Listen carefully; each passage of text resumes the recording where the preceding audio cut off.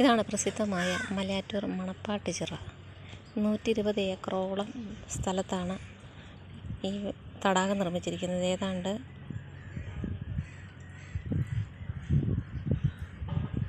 കാണാൻ പറ്റുമോ നിങ്ങൾക്ക്?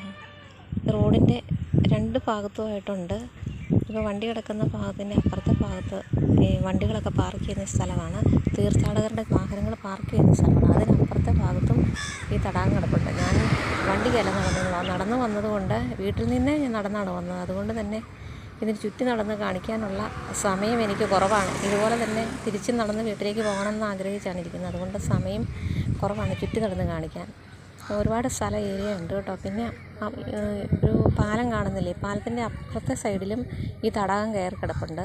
നേരെ പോകുന്നത് കുറിച്ചിലക്കോട് മലയാറ്റൂർ താഴത്തെ പള്ളി ഭാഗമാണ് ഇപ്പോൾ ഈ കാണുന്നത്.